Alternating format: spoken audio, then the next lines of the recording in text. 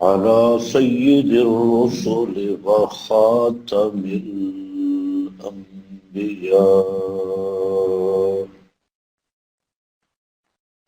أما بعد فأعوذ بالله من الشيطان الرجيم بسم الله الرحمن الرحيم واتبعوه لعلكم تهتدون سبحان ربك رب العزة عما يصفون وسلام على المرسلين والحمد لله رب العالمين۔ انتہائی قابل قدر بزرگوں اور بھائیوں، گزشتہ بیان میں آپ حضرات کے سامنے سنت کے متعلق گزارش کی گئی تھی کہ سنت کے کئی معانی ہیں، ان میں سے ایک معنی سنت کا مشن اور منہج اور طریق ہے، جس کو قرآن کریم نے کئی مقام پہ بیان کیا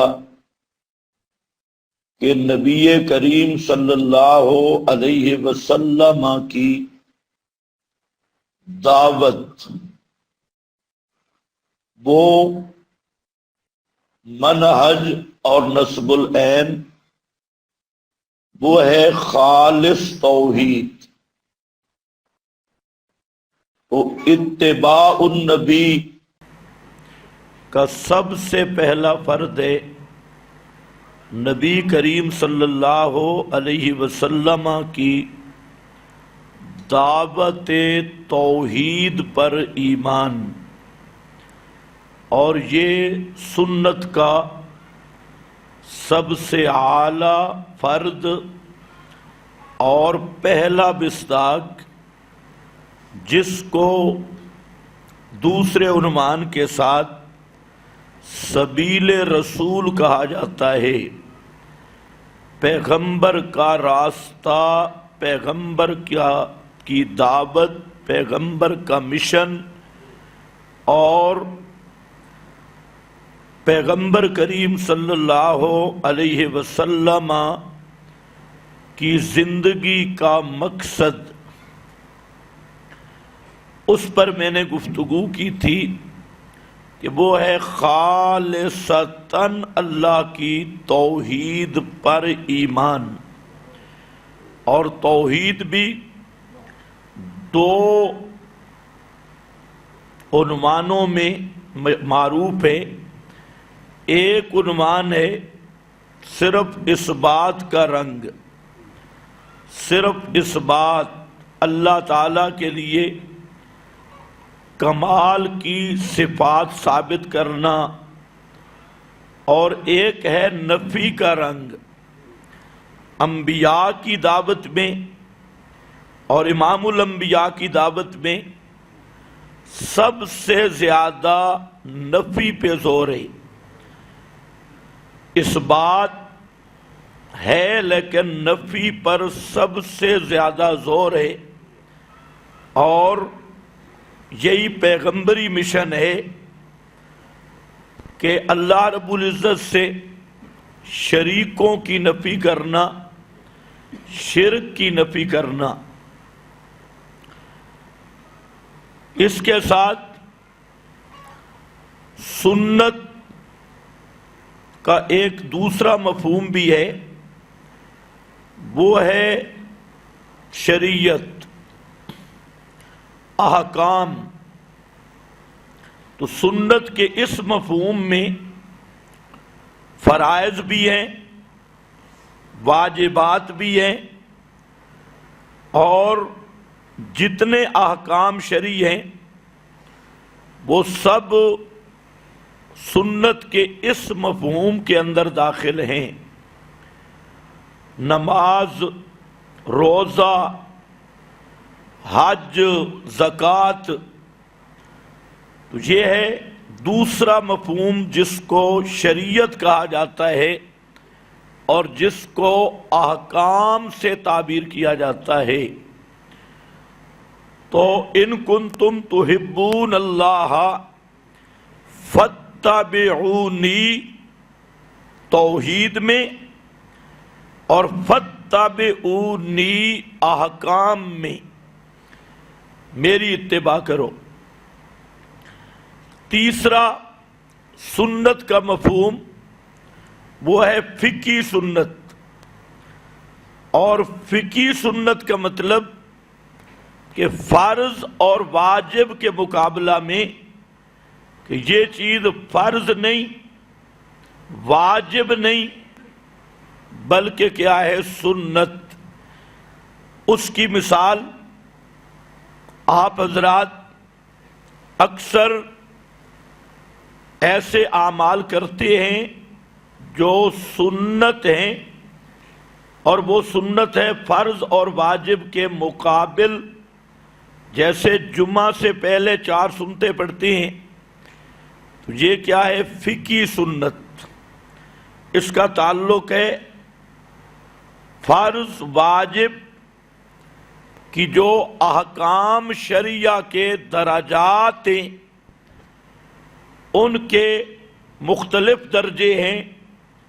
ایک وہ چیز ہے جو فرض ہے، جس کا منکر کافر ہے اور تارک اس کا عمدن فاسق ہے۔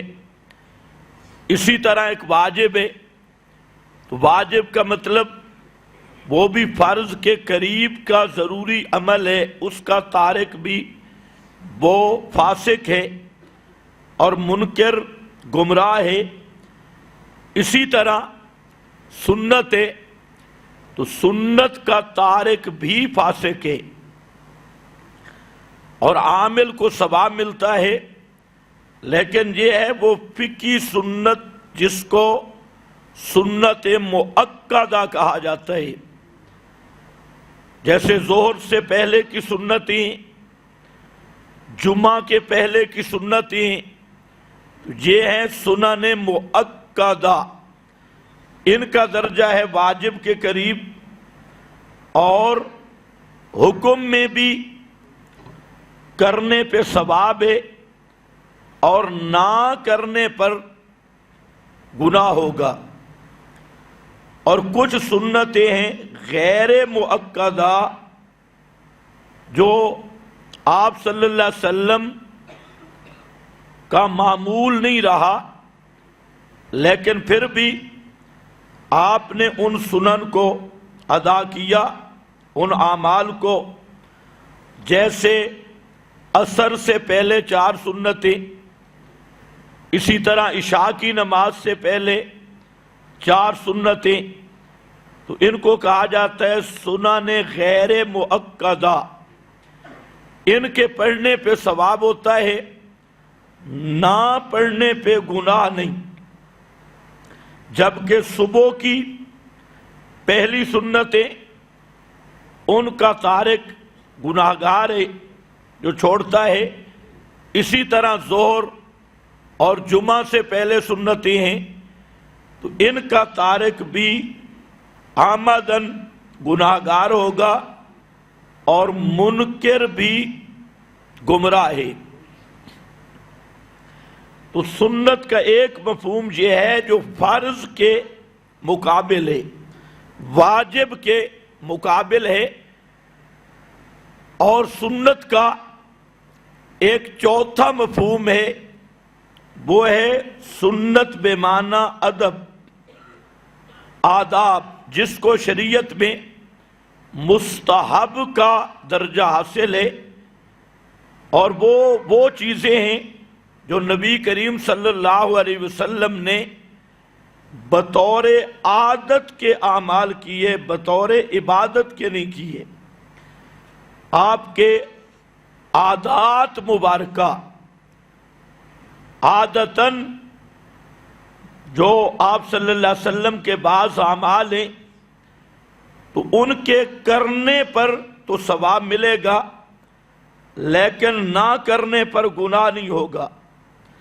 انہی آداب میں مثال کے طور پہ سونا کس طرح ہے، اٹھنا کس طرح ہے، سونے کی دعائیں ہیں، کس کروٹ پہ سونا ہے، اٹھ کر کیا عمل کرنا ہے، بازار میں داخل ہوتے وقت کیا اذکار ہیں، کیا طریق ہے، اسی طرح گھر میں جاتے وقت کیا طریق ہے، کھانا کس طرح کھانا ہے، جوتا کس طرح پہننا ہے۔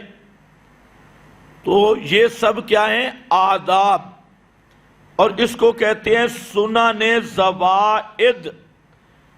زوائد کا مطلب کہ یہ کرنے والے کو ثواب ہوگا لیکن نہ کرنے والے کو گناہ نہیں ملے گا، ان کا التزام نہیں۔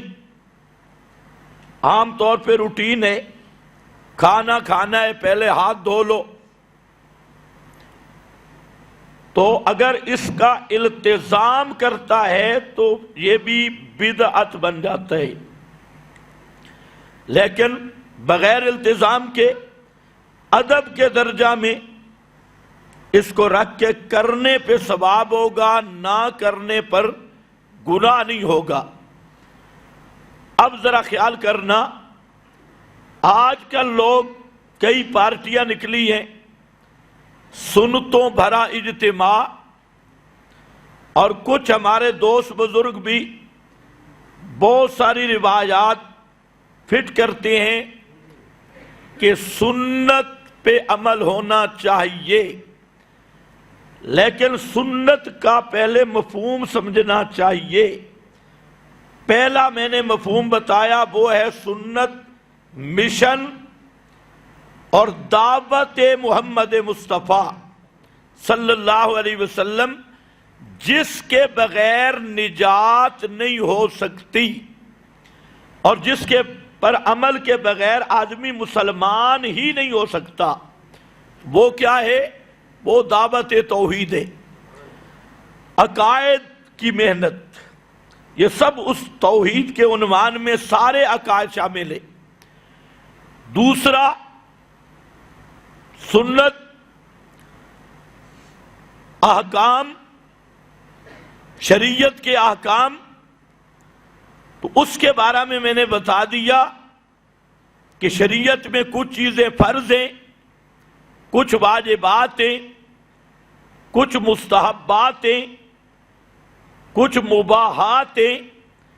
تو سنت کا عمومی مفہوم پوری شریعت کو شامل ہے، اور احکام شریعہ ان کے اپنے درجے مختلف ہیں۔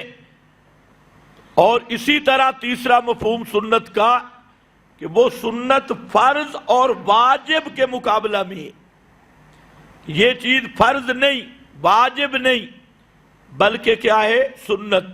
پھر اس کے بھی دو درجے ہیں، ایک مؤکدہ ہے، ایک غیر مؤکدہ ہے، اس کی بھی میں نے مثالیں دے دی۔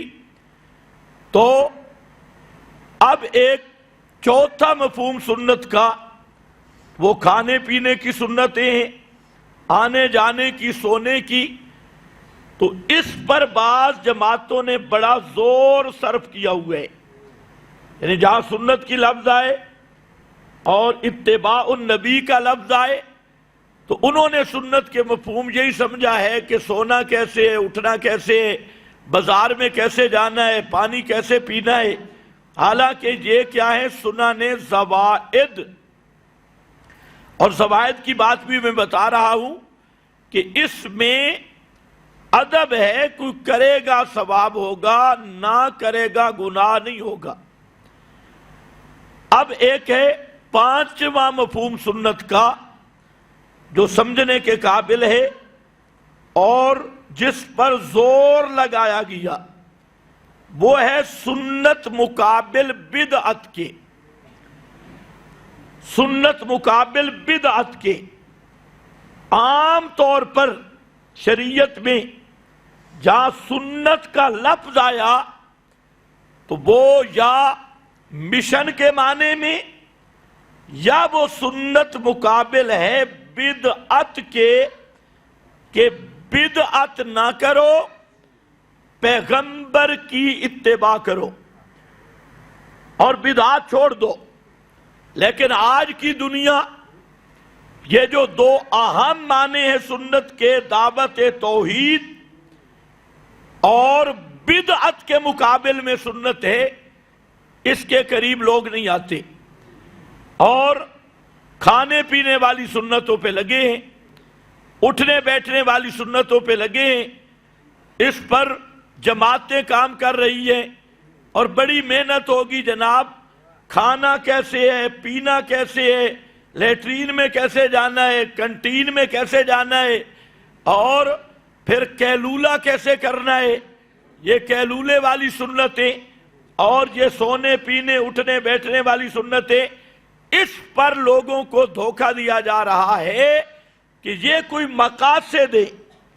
ہم ان کا انکار نہیں کر رہے، لیکن میں بتا رہا ہوں کہ یہ مقاصد دین نہیں، یہ پیغمبر کریم صلی اللہ علیہ وسلم کی زندگی کے وہ مہمات نہیں، یہ سنن عادیہ، سنن زوائد ہیں، اور جو اصل مقاصد ہیں وہ ہیں اللہ کی توحید، شرک نہ کرو اور پیغمبر کی اتباع، بدعت نہ کرو۔ بدعت کے مقابلے میں اب یہ مسئلہ ہے کہ لوگ آپ کو سنائیں گے من تمسک بسنتی عند فساد امتی فلہ اجر مئات شہید، جو ایک سنت کو زندہ کرے گا اس کو 100 شہید کا ثواب ملے گا۔ لیکن اب اس صوفی سے پوچھو کون سی سنت، کون سی سنت جو زندہ کرے گا ثواب ملے گا؟ اب اس نے فٹ کیا کھانے کی سنت، پینے کی سنت، 4 روٹیاں کھاؤ اور 800 شہید کا ثواب لے لو، لیٹرین میں جاؤ 1200 شہید کا ثواب لے لو، 100 کیلولہ کرو اتنے 100 شہیدوں کا ثواب لے لو۔ یعنی دین کو ایسا سستا کر دیا گیا اور شہیدوں کے خون کو ایسا سستا کر دیا کہ آج صوفی کے استنجے پہ شہیدوں کا ثواب مل رہا ہے، اور اس کے اٹھنے بیٹھنے سونے پر شہداء کا خون بیچا جا رہا ہے۔ تو سمجھ لو یہ خالص دین کی تعریف ہے۔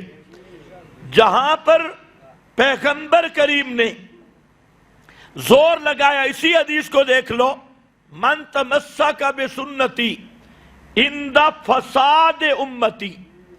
یہ فساد کیا ہے؟ جب میری امت میں فساد آئے گا اس وقت جو میری سنت پر چلے گا۔ تو اسی میں غور کر لو، فساد کیا ہے؟ فساد ہے بدعات، اور فساد ہے فرنگی تہذیب، انگریز کی تہذیب، یہودیوں اور دجال کی تہذیب، کہ جب امت بگڑے گی یہود و نصارہ کی تقلید کرے گی۔ اور دوسرے احادیث میں آپ نے اس کو کھل کر بیان کیا کہ تم لوگ لَتَتَّبِعُنَّ سُنَنَ مَنْ كَانَ قَبْلَكُمْ، تم پہلوں کے نقش قدم پہ چلو گے۔ صحابہ نے سوال کیا اجل یہود والنصارى، یہود نصارہ مراد ہے؟ تو آپ نے فرمایا من ہم، تو اور کون مراد ہے؟ وہی یہود و نصارہ۔ تو دو اہم نکات کہ بدعت کے مقابل میں سنت، اور ہر یہودی نصرانی دجالی طاغوتی طرز تہذیب کے مقابلہ میں پیغمبر کی تہذیب کو لے آنا، پیغمبر کی سنت کو رواج دینا، تو یہ اصل مقصود ہے فَلَهُ أَجْرُ مِئَةِ شہید۔ اب اس کو 100 شہید کا ثواب بے شک دو، لیکن صرف کھانے پینے پر، آنے جانے پر، اس پر فٹ کرنا یہ خالص تحریف ہے۔ تو یاد رکھ لو، اتباع محمدی مسلسل مضمون چل رہا ہے، اس میں مشن کے بعد سب سے اہم چیز جس پر نجات موقوف ہے وہ 2 چیزیں ہیں، ایک ہے بدعت کو چھوڑنا، اور دوسری چیز ہے کہ طاغوت اور دجالی تہذیب کو چھوڑنا۔ اگر تسبیح بھی پڑھ رہا ہے اور گھر دجالی تہذیب سے بھرا ہے، اور اس کے وجود پہ، اس کے ذہن پہ دجالی طاغوتی تہذیب کے بت وہ سوار ہے، تو اس تسبیح پھیرنے کا کوئی مقصد نہیں۔ اس کی یہ تسبیح پھیرنا، نوافل پڑھنا، کھانا پینا ادب کرنا، پگڑیاں ٹوپیاں داڑیاں، اور اپنے آپ کو دیندار کہلوانا، خدا کی قسم اس وقت تک کوئی فائدہ نہیں جب تک بدعت سے نفرت نہ ہو، جب تک انگریزی تہذیب، یہود و نصارہ کے طور طریقے، ان سے نفرت ذہن میں نہیں آتی، اس وقت تک ایمان کی حلاوت نصیب نہیں ہو سکتی۔ ایمان کی مٹھاس اور حلاوت تب نصیب ہوگی کہ سنت سے محبت کر، بدعت سے نفرت کر، تہذیب محمدی پہ فخر کر، اور تہذیب طاغوت پہ لعنت کر، تہذیب دجال پہ لعنت کر، نظام محمدی کو اپنا اور نظام طاغوت پہ لعنت بھیج، اور اس دجال کے نظام پہ لعنت بھیج، پھر آئے گی سنت پہ عمل کرنے کی حلاوت، چس، اور پھر آئے گی وہ لذت جو اصل لذت ہے۔ تو بہرحال میں عرض یہ کرنا چاہتا ہوں، یہ آج میرے سامنے سورۃ الاعراف ہے، اور اس کی آیت نمبر 158، اس میں اللہ رب العزت نے ایک تمہید رکھی اور آخر جا کر ایک اہم حکم دیا، اور اگر اس پوری آیت پہ آدمی غور کرے، کئی مسائل جہاں سے واضح کیے۔ فرمایا قل یا ایھا الناس، میرے پیغمبر اعلان کرو، یا ایھا الناس۔ قرآن پاک میں 3 طرح کے خطاب بڑے اہم ہیں۔ ایک خطاب جب قوموں کو خطاب کیا گیا بحیثیت قوم کے، تو ایک خطاب آتا ہے یا ایھا الناس، یہ خطاب اقوام عالم کو ہے، ساری کائنات کے لوگوں کو جو قیامت تک آئیں گے۔ ایک ہے یا اہل الکتاب، یہ یہود نصارہ، ان کے مولویوں کو خطاب۔ ایک ہے یا ایھا الذین آمنوا، یہ اہل ایمان، اس امت کو خطاب۔ یا اللہ رب العزت نے خطاب عام رکھا اور فرمایا قل، اعلان کر میرے پیغمبر، یا ایھا الناس، اے لوگو، انی رسول اللہ الیکم جمیعا، کہ میں محمد مصطفیٰ تم سب کے لیے اللہ کا رسول ہوں، اللہ کا پیغام پہنچانے والا ہوں، اور اللہ رب العزت کا قاصد اور رسول بن کے آیا۔ رسول اللہ، رسول کا معنی پیغام دینے والا، سنیہا دینے والا۔ یار اس لاؤڈ سپیکر کا کوئی صحیح نہیں، اس کو کوئی سیٹ کرو۔ رسول اللہ، اللہ کا رسول ہوں، اور کس کے لیے؟ صرف عرب والوں کے لیے نہیں، صرف اس دور کے لیے نہیں، بلکہ جہاں تک انسان کا بچہ جہاں بستا ہے ان سب کے لیے میں اللہ کا رسول ہوں، الیکم جمیعا۔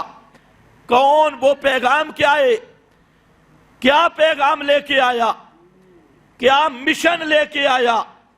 تو پہلی چیز یہ مقام اور عظمت رسول کو بیان کیا کہ حضرت محمد مصطفیٰ صلی اللہ علیہ وسلم یہ خاتم الانبیاء بھی ہے اور پوری کائنات کے لیے اللہ کی حجت اور اللہ رب العزت کی برہان اور اللہ رب العزت کا پیغام لانے والے اللہ کے رسول ہیں۔ اس میں پیغمبر کی عظمت کو بیان کیا گیا۔ ہر پیغمبر آیا، پہلے انبیاء وہ اپنی قوم کو خطاب کرتے رہے، ان کے علاقے بھی خاص، زمانے بھی خاص، دور بھی خاص، لیکن حضرت محمد مصطفیٰ اللہ کے وہ شان والے رسول کہ جب آپ کو نبوت ملی تو اس کے بعد ہر زمانے والوں کے لیے آپ نبی، ہر علاقے والوں کے لیے آپ نبی، پوری کائنات اقوام عالم کے لیے آپ نبی۔ تو پہلی یہ حقیقت بیان کی گئی، آپ کی عظمت، آپ کا مقام، آپ کی رفعت کہ اے لوگو انی رسول اللہ الیکم جمیعا۔ وہ پیغام کیا لایا ہوں؟ رسالت کا پیغام، الذی لہو ملک السماوات والارض۔ پیغام رسالت یہ ہے کہ لہو ملک السماوات، آسمان و زمین کی ساری کائنات پہ راج، تصرف، اختیار یہ صرف اللہ ہی کا خاصہ ہے۔ اللہ کے اس خاصہ میں مخلوق کا کوئی فرد شریک نہیں، چاہے آسمانوں میں تصرف، زمین میں تصرف، صرف اللہ کا۔ اور فرمایا لا الہ الا ہو۔ میری دعوت کا مرکزی نقطہ یہ ہے کہ لوگوں اللہ کے سوا پکارے سننے والا کوئی نہیں۔ آنا ذرا اس سنت پہ، میٹھی میٹھی سنتیں، سنتوں بھرا اجتماع، حلوے والی سنتیں، آئے سنت پہ۔ یہ ہے پیغمبر کا مشن، ہدف، یہی منہاج، یہی سبیل، سبیلی، یہی وہ سبیل ہے۔ فرمایا لا الہ الا ہو، اللہ کے سوا کوئی مشکل کشا نہیں، کوئی حاجت روا نہیں، کوئی داتا نہیں، کوئی کھوٹی قسمتیں کھڑی کرنے والا نہیں، کوئی شور و پکار سننے والا نہیں، کوئی اس کائنات کا مابع اور ملجا نہیں، کوئی ناپے زار نہیں۔ امام راضی نے معنی کیا لا الہ الا ہو لا نافع ولا ضار الا ہو۔ اور پیران پیر شیخ عبد القادر جیلانی رحمت اللہ تعالی علیہ، انہوں نے معنی کیا لا الہ الا اللہ، فرمایا لا موتیا ولا مانیا الا اللہ۔ دینے والا بھی کوئی نہیں، روکنے والا بھی کوئی نہیں سوا اللہ کے۔ دینے والا بھی اللہ، مانے بھی اللہ۔ یہ کون کہہ رہے ہیں؟ پیر عبد القادر۔ اور آج لوگ کیا کہتے ہیں؟ کام نہ ہوتا ہو نماز پڑھ کے تے 11 قدم بغداد کی طرف چلو، اور پھر کہو اے پیر عبد القادر جیلانی، اور اس سے پوچھو بھلے مانس بے ایمان، نماز کے تمہیں اندر نماز میں کیا پڑھا ہے؟ ایاک نعبد و ایاک نستعین۔ اور نماز سے بعد یہ سبق بھول گیا؟ اللہ سے ابھی تو نے وعدہ کیا کہ یا اللہ ساڑھ سور پکار صرف تیری، مدد صرف تجھ ہی سے، کسی اور سے نہیں۔ اور کہتے ہیں نماز کے بعد بغداد کی طرف منہ کر اور کہے اے پیر عبد القادر جیلانی، اے پیران پیر، تو میرا بھائی یہ پہلا اپنا عقیدہ صاف کر، کوئی قبر والا تیری پکار نہیں سنتا، کوئی پیر فقیر زندہ مردہ وہ پکار کے لائق نہیں. لا الہ الا ہو، اللہ کے سوا کوئی الہ نہیں. الہ نہیں، الہ کا معنی پکار سننے والا، الہ کا معنی نفع نقصان کا مالک، الہ کا معنی داتا، الہ کا معنی غوث اعظم، الہ کا معنی کھوٹی قسمتیں کھری کرنے والا. لا الہ الا ہو، نہیں اس کے سوا کوئی الہ. یہ ہے اس رسول کی دعوت جس رسول کی شان ہے انی رسول اللہ الیکم جمیعا. تمام کائنات کے لیے مجھے رسول بنا کے بھیجا گیا، امام بنا کے بھیجا گیا، اور پوری کائنات کے لیے ہادی بنا کے بھیجا گیا. میری رسالت، میری ہدایت، اس کی بنیاد پوری کائنات کے ذرے ذرے پر متصرف صرف اللہ، اور پکارے سننے والا اللہ کے سوا کوئی نہیں. اور اس کی دلیل لا الہ الا ہو. دلیل کیا ہے؟ فرمایا دلیل یہ ہے ہووا یحیی و یمیت. وہ جان ڈالتا ہے اور جان نکالتا ہے. وہ جان ڈالتا ہے اور جان نکالتا ہے. ہے کسی میں طاقت جو جان ڈال سکے اور جان نکال سکے، حیات دے سکے اور موت دے سکے؟ موت تو حیات کے اختیار اللہ کے ہاتھ میں ہیں. تو فرمایا پھر مان لو سورو پکار کے لائق بھی صرف اللہ ہے، کوئی دوسرا سورو پکار کے لائق نہیں. اگر ان کے ہاتھ میں موت و حیات ہوتی تو یہ خود ان پہ موت آتی؟ جو موت و حیات کا مالک ہو اس پہ موت آتی ہے؟ اور اللہ نے فرمایا یہ میرا اختیار ہے، اس لیے فرمایا هو الحی القیوم. فرمایا میرے پیغمبر توکل علی الحی الذی لا یموت، اس پہ بھروسہ رکھنا جو زندہ ہے، اور زندہ بھی کیسا؟ الذی لا یموت، جس پر موت نہیں آ سکتی. اور وہ کون ہے؟ صرف اللہ. اور جس پہ موت آ جائے، سوچو سوچو سوچو، جس پہ موت آ جائے وہ مشکل کشا ہوتا ہے، وہ حاجت روا ہوتا ہے. موت سے بڑا عجز کیا ہے؟ الموت عجز خالص.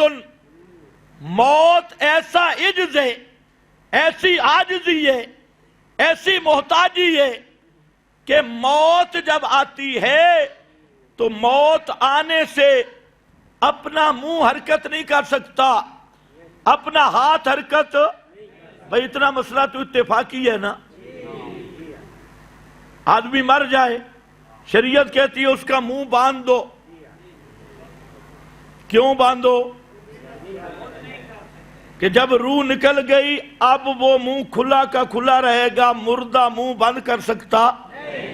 اچھا پھر اس مردے کی آنکھیں بند کر دو. آنکھیں اس کی کھلی ہیں، شریعت کہتی ہے آنکھیں بند کرو. اب یہ کوئی فرقوں کا مسئلہ ہے؟ سارے فرقے متفق ہیں یا نہیں؟ اس کی آنکھیں بند کر دو. کیوں؟ کہ اب روح نکلنے کے بعد وہ اپنی کھلی آنکھ کو بھی بند کر سکتا نہیں ہے.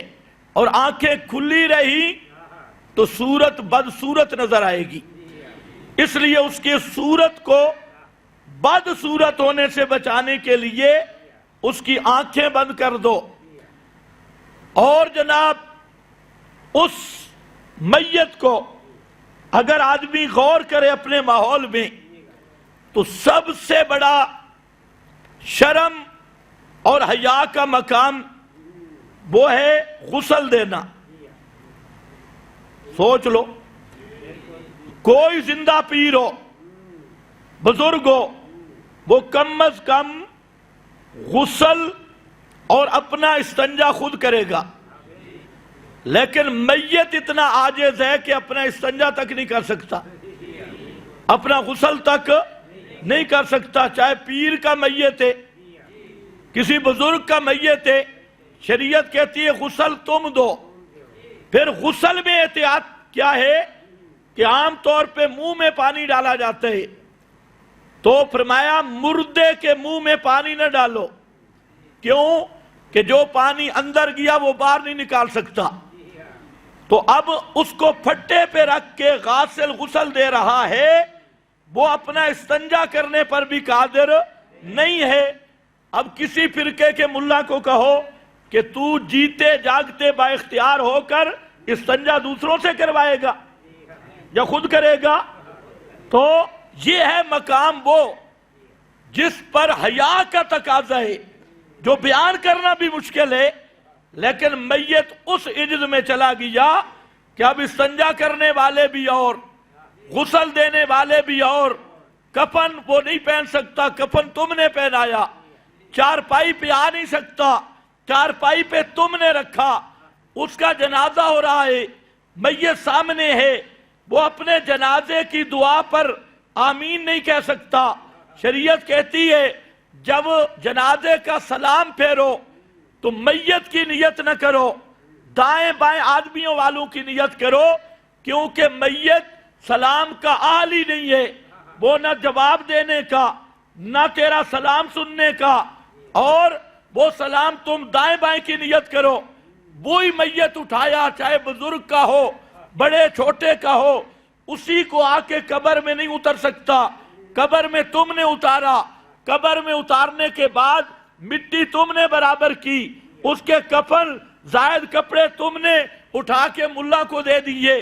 اب جب مٹی برابر ہو گئی تو اب کہتی ہیں یہ مشکل کشا بھی ہے، حاجت روا بھی ہے، اب یہ سنتا بھی ہے، اب یہ دیکھتا بھی ہے، اب یہ سفارشیں کرتا بھی ہے، اور کچھ اللہ نے عقل دیا، فرمایا خبردار الہ وہ ہے جس کے ہاتھ میں موت و حیات ہے، جس پر موت آ جائے وہ الہ نہیں بن سکتا، کیونکہ الموت عجز خالص، موت خالص عاجزی کا نام ہے۔ اب ملا نے اپنا ٹکر بنایا، اپنی روٹی بنائی، اور تو کوئی مشن نہیں، اور یہ توفیق نہیں کہ طاغوتی نظام کے خلاف بولے، یہ توفیق نہیں کہ اللہ کی توحید بیان کرے، یہ توفیق نہیں کہ مغربی تہذیب اور اس شیطنت کے خلاف بولے، یہ توفیق نہیں کہ بدعات کا رد کرے، یہ توفیق نہیں کہ دعوت الانبیاء کو انبیاء کے رنگ میں بیان کرے۔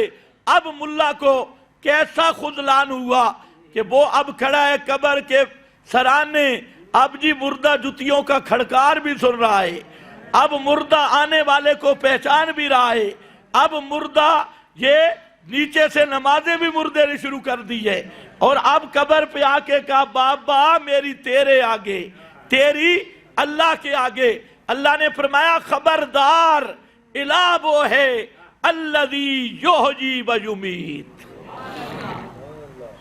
اور اسی حقیقت کو بیان کیا، فرمایا والذین یدعون من دون اللہ، اللہ کے سوا جن کو یہ پکار رہے ہیں، یا من دون اللہ بت شت نہیں، جن انبیاء اولیاء کو قبروں پہ جا کے پکارتی ہیں یا دور کھڑے ہو کے پکارتی ہیں، یہ سورۃ النحل ہے، فرمایا ان کی حالت کیا ہے، لا یخلقون شیئا وہم یخلقون، وہ کوئی ایک جان بھی پیدا نہیں کر سکتے اس لیے کہ وہ خود مخلوق ہے۔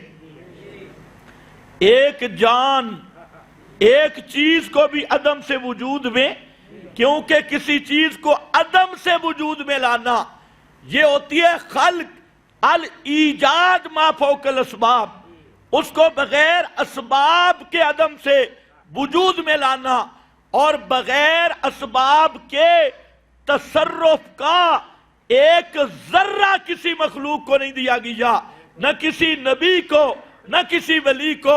ما فوق الاسباب تصرف یہ اللہ کا خاصہ ہے، کلی بھی جزی بھی، نہ جزی کسی کو ملا ہے نہ کلی کسی کو ملا ہے، اس لیے فرمایا لا یخلقون شیئا وہم یخلقون، وہ خود مخلوق ہیں۔ آگے اموات غیر احیاء، وہ مردے ہیں زندہ نہیں۔ یہاں پر اشکال تھا، یا اللہ مردہ مردہ ہی ہوتا ہے، یہ غیر احیاء کیوں؟ غیر احیاء کیوں؟ یہ اموات مسلمانوں کو سمجھایا مردے، اور غیر احیاء یہ مشرک کے سر میں ضرب لگانے کے لیے فرمایا کہ ہاں للڑ بے ایمانہ، جو مر گئے ہیں وہ زندہ نہیں، اموات غیر احیاء۔ اس لیے حیات الاموات کہنا چھوڑ دے، جو مردے ہیں وہ مردے ہیں، غیر احیاء وہ زندہ نہیں۔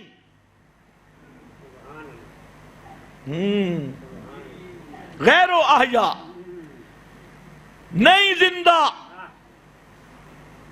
اور جو نہیں زندہ، جو مردہ ہو، زندہ نہ ہو، وہ الہ کیسا؟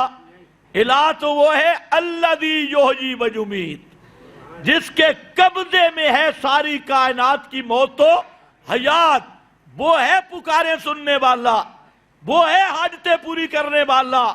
اور جن عزیر کو پکارو، اور جہاں مفسرین روح المعانی، بیضابی، البحر، بیان القرآن، ماجدی، کشف الرحمن، کوئی تفسیر اٹھا، حتیٰ کہ اس آیت پر احمد رضا خان، وہ بریلی طبقے کا اعلیٰ حضرت احمد رضا خان، وہ بھی فتاوی رضویہ میں لکھ گیا کہ اموات غیر احیاء، اس سے مراد انبیاء بھی ہیں، اولیاء بھی ہیں۔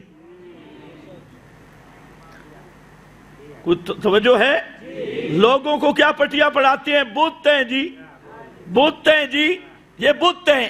تو یہاں اعلیٰ حضرت لکھ گیا فتاوی رضویہ میں کہ یہ انبیاء کو بھی شامل، اور باقاعدہ اس نے حوالہ بھی دیا خفاجی کا، بیضابی کا حاشیہ، اس کا حوالہ دے کے لکھا ہے، اور علامہ عثمانی نے لکھا ہے، بیان القرآن والے نے لکھا ہے۔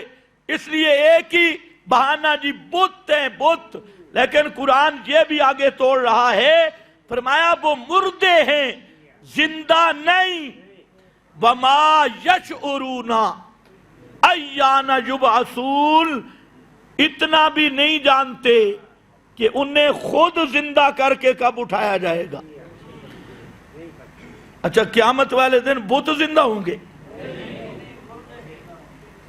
وما یشعرون، یہ آیت سورۃ النحل میں کھڑی ہے، اور کوئی ترجمہ ذرا دیکھ لینا۔ اللہ فرماتے ہیں اتنا بھی نہیں جانتے ایان یبعثون، کہ کب وہ زندہ کر کے اٹھائے جائیں گے۔ تمہاری پکاروں کا کیا پتہ، اپنے زندہ ہونے کا بھی شعور نہیں رکھتے۔ وما یشعرون ایان یبعثون۔ اب آیا قرآن، فرمایا الہکم الہ واحد، یہ مسئلہ سمجھانا تھا، الہکم الہ واحد۔ اور لوگوں پتہ چل گیا جو مر جائے وہ الہ نہیں ہوتا، الہ تمہارا ایک ہے جو مرنے سے پاک ہے، اس پہ موت نہیں آتی۔ اس لیے ہمارے جتنے فقہا ہیں انہوں نے ایک مسئلہ لکھا، فقہ کی کتابوں میں ضرورت تو نہیں ہوتی قرآن کے بعد، لیکن کئی لوگ ہوتے ہیں کتابوں کے مریض، قرآن سے ان کو شفا نہیں ملتی، وہ بھاگتے ہیں جی بابے نے کیا لکھا، آؤ سنو بابے نے کیا لکھا، البحر الرائق اٹھاؤ، مجمع الانہر اٹھاؤ، بابے نے کیا لکھا، فرمایا کہ جو آدمی مزارات پہ جاتا ہے اور وہاں پر نظر منت مانتا ہے کہ بابا اگر میرا کام ہو گیا تو تیرے نام پر چراغاں کروں گا، موم بتی جلاؤں گا، اگربتیاں جلاؤں گا، اور زیتون کے تیل کا دیا جلاؤں گا، یہ آدمی کون ہے؟ تو فرماتی ہیں یہ آدمی قطعی کافر ہے۔ یہ آدمی کیا ہے؟ قطعی کلمہ پڑھنے کے باوجود کیا ہے؟ کافر۔ نمازیں پڑھنے کے باوجود کیا ہے؟ کافر۔ روزے رکھنے کے باوجود کیا ہے؟ کافر۔ کیوں جی اتنا فتویٰ؟ بڑے بڑے فقہا اب وجہ سنو کیوں کافر ہے. فرماتی ہے اس لیے سب سے پہلی وجہ تو یہ ہے کہ نظر اور منت عبادت ہے، اور عبادت صرف اللہ کا حق ہے. غیر کی عبادت کرنے والا وہ کافر ہے. النظر عبادت والعبادت لغیر اللہ کفر. دوسری وجہ یہ بڑی قابل غور وجہ ہے. دوسری وجہ یہ ہے کہ یعتقد ان المیت یتصرف من دون اللہ. اس کا یہ عقیدہ ہے کہ میت بھی تصرف کرتا ہے اللہ کے سوا. میت بھی کیا کرتا ہے؟ تصرف. یہ میت کو بھی اختیار ہے کسی کی سفارش کر دے، میت کو بھی اختیار ہے تھوڑا بہت بیٹا شیٹا دے دے، کسی کی ملازمت لگا لے، کوئی کھوٹی قسمت تھوڑی سی کھری کر دے، کوئی تقدیر تھوڑی سی بدل لے. اور میت کا تصرف ماننا، سننے کا، دیکھنے کا، کرنے کا، کیونکہ یہ تصرف بنتا ہے ما فوق الاسباب.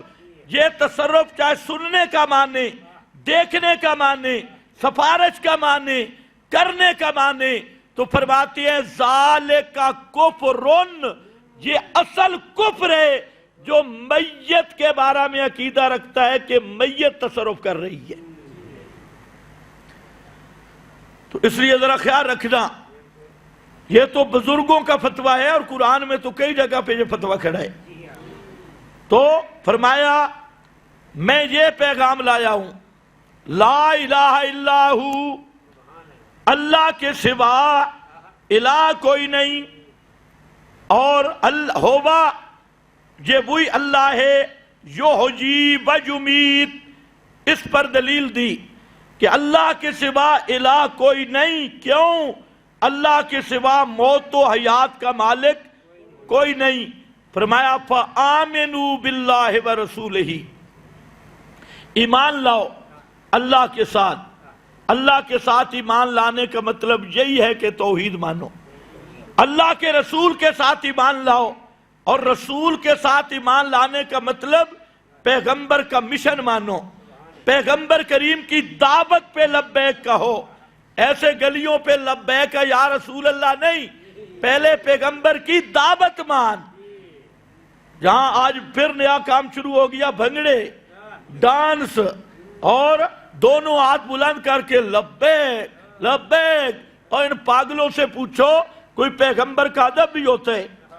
ادھر تمہارا عقیدہ ہے رسول پاک حاضر ناظر ہے، اور رسول کے سامنے تم ڈانس کر رہے ہو اور اتنے نعرے لگا رہے ہو. وہ آیت نہیں پڑھی کہ لا ترفعوا اصواتکم فوق صوت النبی، کہ پیغمبر کی آواز سے اونچی آواز کی ان تحبط اعمالکم وانتم لا تشعرون، تمہارے سارے عمل برباد ہو جائیں گے اور تمہیں پتہ بھی نہیں ہوگا. اب یہ لوگ گلیوں میں ڈانس کرتی ہے اور کہتے ہیں دونوں ہاتھ بلند کرو، اور ادھر عقیدہ کیا ہے؟ آپ حاضر ناظر ہیں اور پھر آگے ناچ بھی رہے ہیں. اچھا رسول پاک سامنے ہوں تو یہی انداز ہوتا ہے آپ سے کلام کرنے کا جو یہ گلیوں میں ڈانس کر رہے ہیں؟ پیغمبر کریم سے ایسے ادب سے بولا جاتا ہے جو یہ ادب کر رہے ہیں. اب عقیدہ دیکھو، حاضر ناظر بھی ہے، سن بھی رہے ہیں، دیکھ بھی، اور پھر آگے ناچ ناچ کے نعرے لگا رہے ہیں ڈانس کر کے. تو قرآن کہتا ہے ان تحبط اعمالکم. جب اصحاب رسول پیغمبر کے سامنے بیٹھتے تھے تو صحابہ کی حالت یہ ہوتی جیسے کسی کے سر پہ پرندے بیٹھے ہوں اور تھوڑی سی حرکت سے وہ اڑ جائیں گے. اتنا ادب تھا. فاروق اعظم اونچی بات نہیں کرتے تھے، کوئی صحابہ آپ کی مجلس میں اونچی بات نہیں کر سکتا تھا، آپ کو پوچھنا پڑتا تھا آپ نے کیا کہا ہے، میں نے سنا نہیں. اللہ نے فرمایا کہ لا ترفعوا اصواتکم فوق صوت النبی، میرے نبی کی آواز سے بلند آواز نہ کرنا، ورنہ ان تحبط اعمالکم، تمہارے اعمال برباد ہو جائیں گے. صحابی نے سنا، آیت سنی، مسلم شریف میں حدیث ہے، تو اس کی آواز قدرتی بلند تھی. اب یہ جب آیت آئی تو وہ گھر میں بیٹھ گیا، رونا دھونا شروع کر دیا۔ وہ سمجھا کہ کہیں میرے بارے میں یہ آیت نہ آئی ہو اور میرے تو سارے اعمال برباد ہو گئے، میری آواز قدرتی بلند ہے۔ تو 3 دن تک مسجد میں نہیں آیا، گھر بیٹھ رہا۔ حدیث کے لفظ ہیں افتقد رسول اللہ صلی اللہ علیہ وسلم ثابت بن قیس، کہ اللہ کے محبوب سے ثابت بن قیس گم ہو گیا۔ ثابت بن قیس کیا ہو گیا؟ جلدی بولو، ٹائم ختم ہے۔ ثابت بن قیس کیا ہو گیا؟ گم ہو گیا، گم ہو گیا۔ اس کا عقیدہ بھی دیکھتا، پیر مرید کے ہر آن ساتھ تھے، کسی وقت جدا نہیں۔ بادشاہ تمہیں پتہ نہیں، پیر کی ہر جگہ پہ نظر ہوتی ہے۔ یہاں ساری کائنات کے امام محمد مصطفیٰ ہیں، اور اپنا شاگرد، اپنا صحابی گم ہو گیا، پتہ شتا۔ اللہ نے کیا سمجھایا؟ عالم الغیب کون ہے؟ حاضر ناظر کون ہے؟ اگر پیغمبر کریم حاضر ناظر ہوں، عالم الغیب ہوں، تو افتقدہ کا کیا معنی؟ فرمایا اللہ کے رسول سے ثابت بن قیس گم ہو گیا۔ آپ نے پتہ کروایا۔ ایک صحابی نے کہا جی میں پتہ کر کے آتا ہوں۔ حضرت ثابت گھر میں بیٹھا رو رہا تھا، تو نبی کریم علیہ السلام کو بتایا گیا۔ آپ نے فرمایا ان کو جا کے 3 خوشخبریاں دے کے آ۔ ادب رسول پر 3 خوشخبریاں دے۔ ایک یہ اما ترضا، اس کو کہو تو اس بات پہ راضی نہیں کہ اس بات پہ راضی نہیں کہ تو زندگی گزارے تو ایمان والی، موت مرے تو شہادت والی، اور موت کے بعد فوراً تجھے جنت مل جائے۔ کیا اس بات پہ راضی ہے؟ تو ثابت بن قیس کو تب جا کے کچھ ہوش آیا۔ تو میں عرض یہ کر رہا تھا کہ پیغمبر کی موجودگی میں تو صحابہ بات بلند نہیں کر سکتے، اور یہ تم نے جو بھنگڑے ڈالے ہوئے ہیں اور نعرے اور لیجے، تو بہرحال واپس آ جا۔ سب سے پہلے پیغمبر کے مشن پہ لبیک کے، اور وہ مشن کیا ہے؟ مشن توحید، کہ الہ صرف اللہ ہے۔ یہ ہے آمنوا باللہ برسولہ النبی الامج، اور ایمان لیا اس کے رسول پر جو النبی، بہت رفیع القدر ہے، بڑی شان والا، الامی، اور ہے بھی نبی امی۔ امی کا معنی میں کبھی کروں گا، یہاں پر وقت کم ہے۔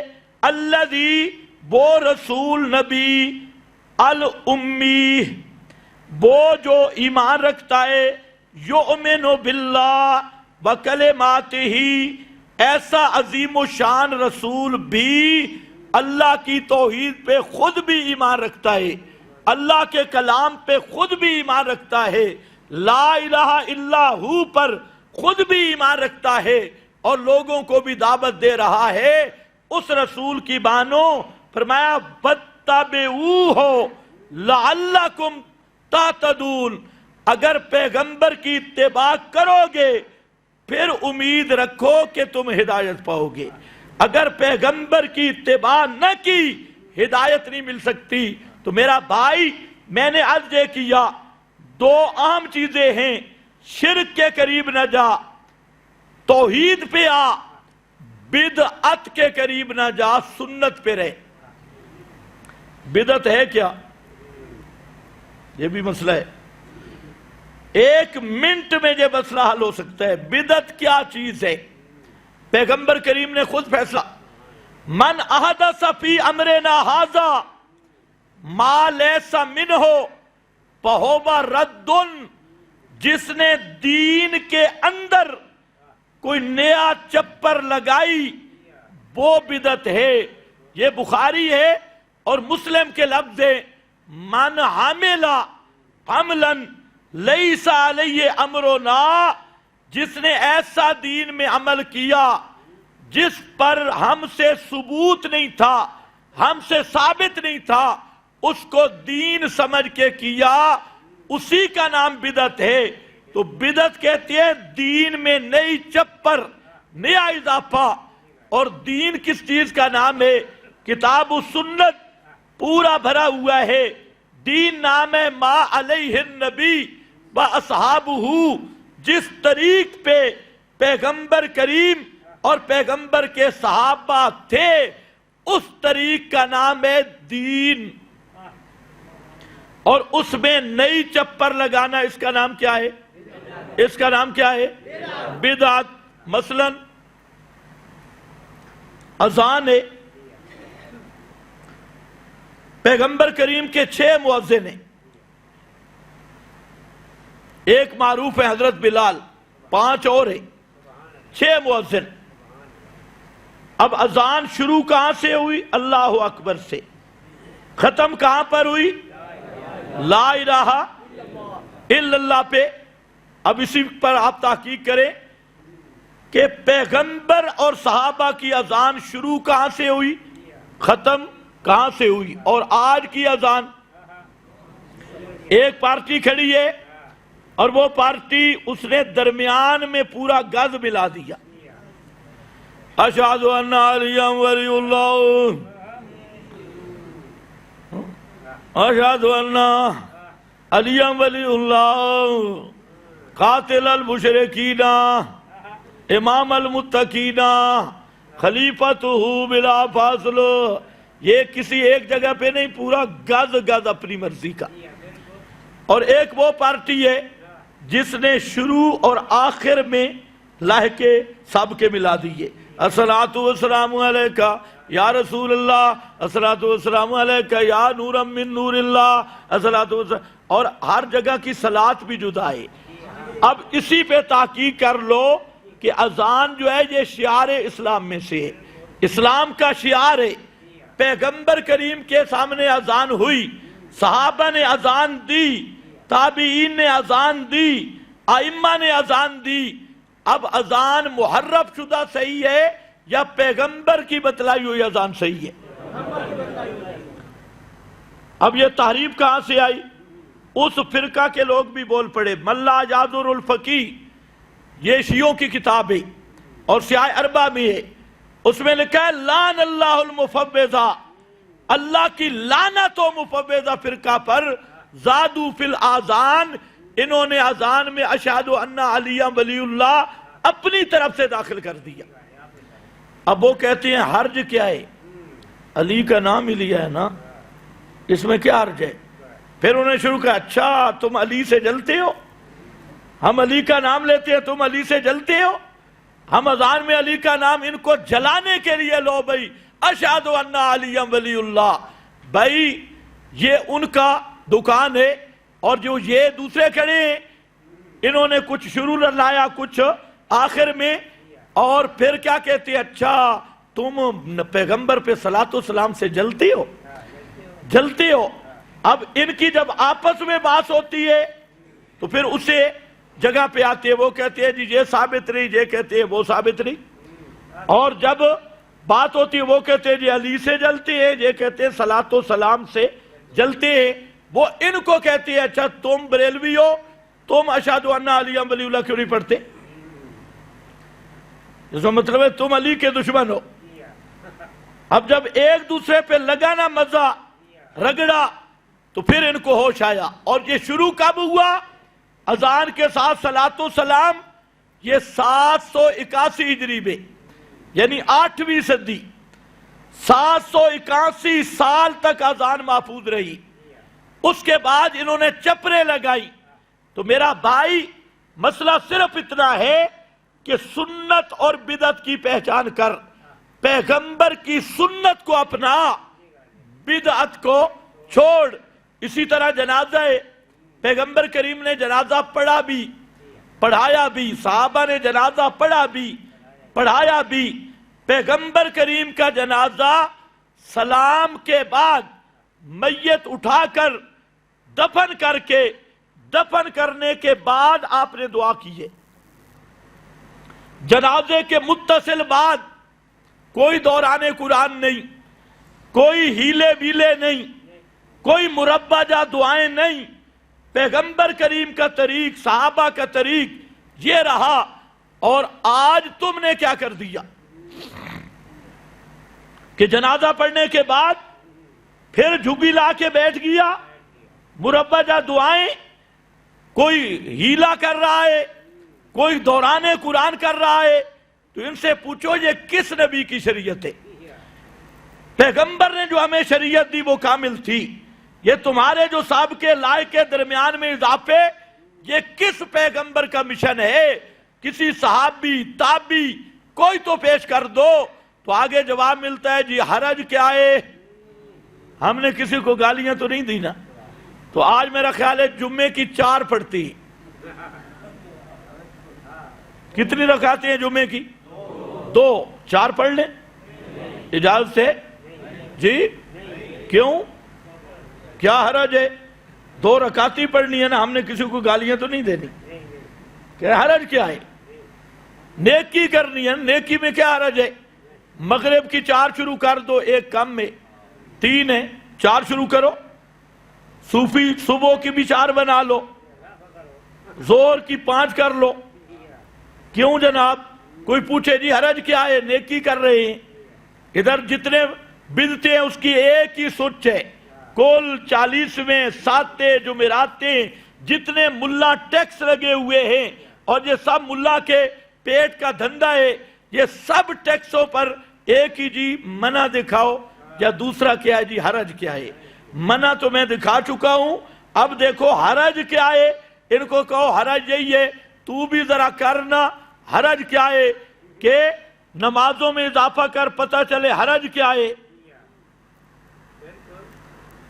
تو جہاں میرا خیال ہے کچھ نہ کچھ حرج نظر، بھائی حرج یہ ہے جو بدعت کرتا ہے وہ پیغمبر کو خائن سمجھتا ہے، وہ دین کو مکمل نہیں سمجھتا، وہ صحابہ کے دین پہ اعتراض کرتا ہے۔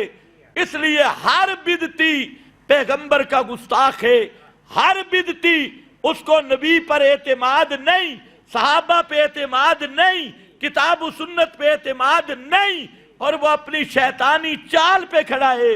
حتیٰ کہ یہ خود بھی اس کے کھانے پینے والی بدعتوں پہ کہتے ہیں حرج کوئی نہیں۔ اور جہاں کچھ مشکل پڑ جائے، حضرت تھانوی رحمت اللہ علیہ نے بڑی اچھی بات لکھی، فرماتے ہیں اگر عوام مسئلہ سمجھنا چاہتی ہے تو یہ جتنے بدعات کے ٹیکس ہیں نا جو مولوی کو دیتے ہو، ان پر پابندی لگا دو کہ آئندہ مولوی کل شل پڑے گا لیکن مولوی کو 1 روپیہ نہیں ملے گا، جمعرات مولوی پڑھے گا لیکن 1 روپیہ نہیں ملے گا، یہ بدعتیں ساری کرے گا لیکن ملا کو 1 روپیہ نہیں دیں گے۔ اگر چند دنوں کے بعد مولوی بندے دا پھل نہ بڑھ میں پھر بیکھیو، بندے کا بچہ بن جائے گا، مانے گا یہ شریعت نہیں ہے شریعت محمدی، اس میں تحریف ہے۔ تو اس لیے میرا بھائی یہ اہم مسئلہ ہے کہ بدعت کو سمجھ کے بدعت کے قریب نہ جا، پیغمبر کی سنت کی طرف آ، تو اب انعام ملے گا۔ قل ان کنتم تحبون اللہ فاتبعونی یحببکم اللہ، فرمایا جو میرے نبی کی اتباع میں پکا اور سچا ہو گیا تو اللہ کہتے ہیں میں اس کو بھی اپنا محبوب بنا لوں گا۔ میرے پیغمبر میرے محبوب ہیں، اور محبوب کی اداؤں پہ چلنے والے بھی میرے محبوب ہیں۔ تو یحببکم اللہ ایک، اور دوسرا انعام ہوگا یغفر لکم ذنوبکم۔ آج یہ نیت کر لے کہ پوری زندگی نہ بدعت کے پاس جاؤں گا، نہ بدعت کی مجلس میں جاؤں گا، اور نہ بدعتی کے ساتھ محبت اور پیار کروں گا۔ آج یہ عزم کر لے یغفر لکم ذنوبکم، اللہ سارے گناہ تیرے معاف کر دے گا۔ آج عزم کر لے شرک کے قریب بھی نہیں جاؤں گا، اور مشرک سے بھی مذہبی بائیکاٹ رکھوں گا، بدعت کے قریب بھی نہیں جاؤں گا، اور بدعتی اس کے ساتھ بھی محبت مودت کا معاملہ نہیں رکھوں گا۔ اسی ایک جذبے پر اللہ تجھے سارے گناہ معاف کر دے گا۔ اور جب یہ جذبہ بن جائے گا نا، اب تجھ پہ روزے بھی فرض ہو جائیں گے۔ آگے روزے آ رہی ہے، اسے یا ایھا الذین آمنوا کتب علیکم الصیام، ایمان والو جو یہ مسئلہ مان چکی ہو تم پہ روزے فرض ہیں۔ مشرک تے روزے شوزے، مشرک ملا بتی شتی اور جن کے عقائد قرآن کے مطابق نہیں، ان پہ روزے فرض نہیں۔ ان کو بتا دو گرمیوں میں مشکل میں پڑھنے کی ضرورت نہیں ہے۔ مشرک کا روزہ ایسے ہے جیسے خنزیر کا منہ بندھا ہوا ہے۔ کسی مشرک کا کوئی روزہ نہیں، کسی قبر کے پجاری یا مردوں کے عادتاً سننے کے قائل للڑ کا کوئی روزہ شوزہ نہیں۔ اللہ نے روزوں کا کہا ہے یا ایھا الذین آمنوا، اور جو ایمان والے ہو تمہارا حق بھی بنتا ہے کہ تمہارے روزے پورے ہونے چاہیے۔ رکھو گے؟ تم روزے نہ چھوڑنا، اور مشرکوں کو پیغام دے دو بھئی تو تسی اوکھے نہ ہو، انہیں عذاب نہ لاؤ، اس لیے کسی مشرک، اور تم نے روزہ نہیں چھوڑنا۔ یہ روزہ وہ عبادت ہے جو خالص مظہر توحید ہے، اللہ تعالیٰ کی توحید کے مراقبے والی عبادت ہے۔ اسی لیے فرمایا کتب علیکم الصیام، تم پہ روزے فرض کیے، پہلوں پہ بھی تھے، تم پہ بھی روزے فرض کیے۔ مقصد کیا ہے؟ لعلکم تتقون، تاکہ تمہاری ٹریننگ ہو جائے اور تمہارے دل میں اللہ کا ڈر پیدا ہو، تقوی پیدا ہو۔ تو اس لیے میرا بھائی، روزے کا مقصد یہ کہ جب آدمی پورا مہینہ اپنے گھر میں ہے، دیکھنے والا کوئی نہیں، بھوکا پیاسا بیٹھا ہے، اور بھوک پیاس میں ٹھنڈا پانی مزیدار کھانے اس کے وہاں پڑے ہیں اور کوئی دیکھنے والا نہیں، اس کی یہ ٹریننگ ہو رہی ہے۔ دنیا میں کوئی دیکھنے والا نہیں، لیکن اللہ تجھے دیکھ رہا ہے، اس لیے وہ صرف ذہن میں یہ ٹریننگ لے کے بیٹھا ہے، چاہے 7 تہوں کے نیچے چلا جائے وہ کبھی بھی نہ کھائے گا نہ پیے گا، حلال مال ہوگا۔ تو یہ ٹریننگ دینے کا مقصد یہ ہے کہ کم از کم اتنا تکڑا ہو جا کہ اپنا نہیں کھا رہا تو تجھے یہ سبق ملنا چاہیے دوسروں کا بھی نہ کھا اور حرام بھی نہ کھا۔ جب حلال پہ پابندی، اپنی بیوی ہے، نکاح والی ہے، پورا دن کٹھے ہیں، لیکن اس کے ساتھ تعلق ازدواجی قائم نہیں کر رہا، حالانکہ کوئی معنی رکاوٹ نہیں ہے۔ اللہ رب العزت یہ ٹریننگ دے رہے ہیں کہ اپنے نفس کو قابو کر اور اپنے نفس کو لگام دے، یہی مقصد ہے روزوں کا۔ اور اس لیے لعلکم تتقون، تو روزے، حج، نمازیں، اعمال یہ مواحد کے لیے ضروری ہیں، مواحد کو چھوڑنا نہیں چاہیے اور مشرک کو کرنا نہیں چاہیے۔ اس لیے یہ مواحدوں کی عبادات ہیں، اور تم مواحد بھی منہ واحد نہ بنو، منہ واحد، مواحد بنو۔ مواحد میں اللہ کی محبت ہوتی ہے، اللہ کا خوف ہوتا ہے، توحید کا رنگ چڑھنا چاہیے اور توحید کا رنگ غالب ہونا چاہیے۔ یہ تب ہوگا کہ مظاہر توحید، نماز، روزہ، حج، زکوٰۃ، یہ ساری چیزوں پہ عزم مصمم اور عمل ہو۔ اور پھر یہ مہینہ یہ ہے خاص اپنے محاسبہ کا مہینہ، اپنا محاسبہ کر کے اللہ رب العزت کے سامنے سچی توبہ کرنا، گناہوں سے توبہ، حقوق العباد اس کا طریقہ ہے صاحب حق کو ادا کرو یا معاف کراؤ یا اس سے ڈھیل لے لو، اور تمام کبائر سے عزم مصمم اور ندامت کے ساتھ توبہ کرنا۔ تو یہ اب وہ مہینہ توبہ ہی سے شروع کرو، آج سے ہی اہتمام ہو، کم از کم 2 رکعت صلاۃ التوبہ پڑھو، اور وہ رکعتیں پڑھ کے اللہ کے سامنے گڑ گڑا کے تنہائی میں، صرف کانوں پہ توبہ نہیں ہوتی، وہاں تنہائی میں بیٹھ کے اللہ کے سامنے رونا شروع کرو اور اللہ کی اس نعمت رمضان کا شکریہ بھی ادا کرو کہ یا اللہ پھر تو نے ہمیں موقع دے دیا کہ ہم تیری رحمتوں سے مستفید ہوں اور رمضان کی برکات سے مستفید ہوں اور ہم گناہوں سے نکلیں، یہ تمہیں ایک اہم موقع مل گیا اور یہ اللہ تعالیٰ کی بہت بڑی نعمت ہے۔ خود بھی گھر والوں کو بھی، جتنے بالغ افراد ہیں، جو روزہ رکھ سکتا ہے، بالغ ہے اور عقل والا ہے، مواحد ہے، سب پر آپ آج سے یہ محنت شروع کریں، روزے بھی اور تراویحاں بھی، اور تراویحاں 8 نہیں 20 ہیں، ہاں 20 تراویحاں بھی، تو یہ مہینہ اللہ کے لیے وقف کر دو اور اپنے گناہ بخشانے کے لیے تمہارا کوئی لمحہ ضائع نہ ہو، کوئی وقت ضائع نہ ہو، روزے کے مقاصد پہ عمل ہو، راتوں کو اللہ کے سامنے رو، دن کو اللہ کے حضور روزے کی عبادت کی حالت میں ہو، تاکہ اس مہینے کی برکتوں سے گناہوں کا زنگ اتر جائے، دلوں کا زنگ اتر جائے، جو اس کا اصل مقصد ہے۔ باقی انشاءاللہ مسائل وغیرہ وہ ساتھ ساتھ چلیں گے، اور اس سال جو اعتکاف والے ساتھی ہیں وہ ابھی سے اپنے آپ کو تیار کریں، یہاں پر انشاءاللہ آخری عشرہ میں اجتماعی اعتکاف ہوگا اور درس قرآن بھی آخر تک جاری رہے گا۔ یہاں دور تفسیر شروع ہوئے، اب رمضان ہے، جتنے مقامی ساتھی ہیں اردا گرد کے، سب سے میری درخواست ہے کہ اس رمضان المبارک سے فائدہ اٹھا کر آپ یہاں مرکز میں لازماً تشریف لائیں۔